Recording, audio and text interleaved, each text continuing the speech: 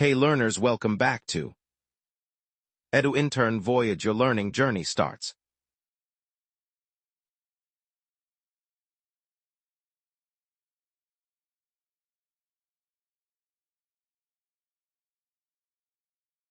Good evening students. In the video நம்ம Unit 3 Organization ஓட 10 marks பார்த்துலாம் இது part 1. Long answer. What are the characteristics of organizing? Division of work. The total work is divided into smaller tasks for better efficiency and specialization. Clear responsibility. Each employee is assigned specific duties so that everyone knows what they must do. Delegation of authority. Authority is given to employees so they can take decisions and perform their tasks effectively. Formal organizational structure. Organizing creates a well-defined structure showing reporting relationships and communication flow. Coordination of activities. All departments and individuals work together in harmony to achieve common goals. Grouping of activities. Similar tasks are grouped into departments such as production, marketing, finance, etc. Establishing relationships. Organizing defines who reports to whom and clarifies superior-subordinate relationships. Efficient use of resources. Human, financial, and physical resources are utilized in the most effective manner. Flexibility. The structure can be adjusted to meet changes in technology, environment, or business growth. Continuity. Organizing is not a one-time activity. It is continuous as the organization grows and changes. Goal-oriented. The entire process is designed to achieve the objectives of the organization efficiently. Specialization. Employees become experts in specific tasks due to division of work. What are the importance of organizing? Clarifies roles and responsibilities. Organizing clearly defines jobs, duties, and roles, which avoids confusion and improves accountability. Promotes specialization. Work is divided into smaller tasks, allowing employees to specialize and improve efficiency. Ensures efficient utilization of resources. Human, financial, and physical resources are used optimally without wastage or duplication. Facilitates coordination. Different departments and individuals work together in harmony toward common goals. Improves communication. A clear organizational structure ensures smooth upward and downward communication. Helps in delegation of authority. Managers can delegate authority effectively, reducing their workload and developing subordinates. Enhances adaptability and flexibility. A well-organized structure can easily adjust to changes in environment, technology, or market. Simplifies decision-making. Clear reporting relationships and defined responsibilities help in quick and effective decisions. Promotes growth and expansion. Organizing provides a strong foundation for adding new departments, products, or regions. Improves efficiency and productivity. Systematic arrangement of tasks increases overall efficiency and output. Maintains order and discipline. A formal structure ensures proper control, discipline, and systematic operations. Reduces workload and stress. Proper distribution of tasks reduces the burden on individuals and prevents overloading. Helps in performance evaluation. With clear duties and roles, performance can be measured and improved easily. How many types in organization? Management classifies organizations into different types based on structure, authority, and relationships. The major types are: 1. Formal organization. It is a deliberately planned structure created by management. Roles, rules, procedures, and authority lines are clearly defined. It ensures discipline, order, and smooth functioning. 2. Informal organization. It is formed naturally through personal and social relationships among employees. It has no written rules or stated structure. It improves communication, cooperation, and morale. 3. Line organization. Authority flows directly from top to bottom. Each employee has only one superior. Simple, clear, and suitable for small organizations. 4. Functional organization. Work is divided based on functions such as production, marketing, and finance. Specialists head each functional area. Increases specialization but creates multiple bosses. 5. Line and staff organization. Combines line authority with staff specialists who provide advice. Line managers make decisions, staff managers offer expertise.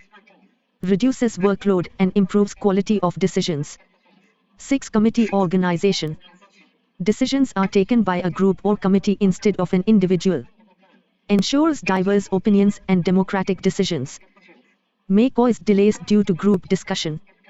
7. Matrix organization. Combines functional and project structures. Employees report to both functional manager and project manager. Useful for large, complex projects. 8. Divisional organization. Organization is divided based on product, region, or customer. Each division works as a separate unit with its own resources. Improves accountability and performance. 9. Project organization. Temporary structure created for a specific project. When the project is completed, the structure is dissolved. Highly flexible and dynamic. What are the formal organization? Planned structure. Formal organization is deliberately designed by management to achieve specific goals. Defined authority. Authority flows clearly from top to bottom, and everyone knows who they report to. Clear roles and responsibilities. Each position has a fixed job description, duties, and expectations. Rules and procedures. Work is governed by written rules, policies, and standard procedures to ensure consistency. Hierarchy of positions. There is a well-defined chain of command and levels of management. Official communication. Communication follows formal channels such as memos, emails, and reports. Specialization of work. Tasks are divided into departments based on functions like production, finance, and marketing. Coordination between departments. Organizational structure ensures smooth coordination and teamwork among units. Discipline and control. The formal structure helps maintain discipline through supervision and clear authority. Achievement of organizational goals. All activities are aligned toward achieving the organization's objectives efficiently. Accountability. Employees are accountable for their assigned tasks as responsibilities are clearly defined. Stability and continuity. Formal organization provides long-term stability even when employees change. What are the informal organization?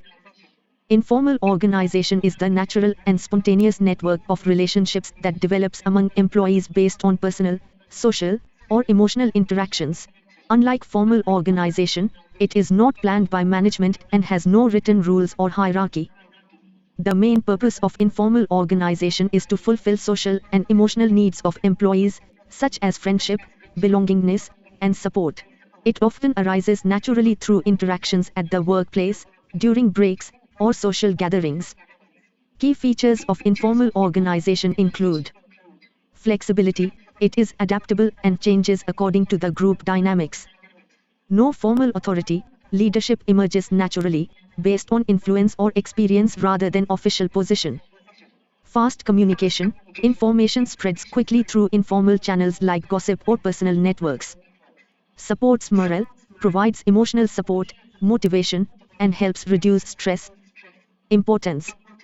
Informal groups often influence employees' attitudes and behavior, affecting productivity. They improve cooperation, teamwork, and communication within the formal organization. They can assist in problem solving by sharing ideas and knowledge. However, informal organizations can sometimes resist change or spread rumors, which may affect discipline. Conclusion. Informal organization complements the formal structure by promoting social cohesion and cooperation. When managed effectively, it can enhance communication, morale, and overall efficiency of the organization, making it a valuable aspect of modern management. What are the organization chart? An organization chart is a visual representation of the structure of an organization. It shows the hierarchy, reporting relationships, and positions of employees and departments. The chart helps employees understand their roles and the chain of command, which improves clarity and coordination. The chart illustrates authority and responsibility, showing who reports to whom. This ensures accountability and reduces confusion in the organization. It also groups departments such as production, marketing, finance, and HR, making it clear how different units work together to achieve organizational goals. Organization charts improve communication by defining proper channels for passing information and instructions. Managers also use them for planning and manpower decisions, such as identifying vacancies, promotions, or training needs. For new employees, the chart provides a clear overview of the structure, making orientation easier. There are different types of organization charts, including vertical, horizontal, circular, and matrix charts, depending on the type of business and the reporting system. A well-drawn chart ensures smooth functioning, proper coordination, and efficient workflow. Conclusion: an organization chart is an essential tool that provides clarity, shows authority lines, enhances coordination, and improves communication. It helps both managers and employees understand the structure of the organization and ensures smooth and efficient operations. What are the departmentalization? Departmentalization is the process of dividing an organization's work into distinct units or departments, each of which is responsible for a specific activity or function. It is a key element of organizing that helps group similar tasks together for better efficiency, specialization, and coordination. The main purpose of departmentalization is to simplify management by clearly assigning responsibilities, authority, and accountability to each department. It ensures that employees know their roles, work systematically, and focus on specific objectives. By grouping related activities, managers can supervise more effectively and maintain control over operations. Features of departmentalization: grouping of activities, jobs with similar nature or functions are grouped together. Specialization encourages expertise in a particular function or task. Clear responsibility: each department is accountable for its results.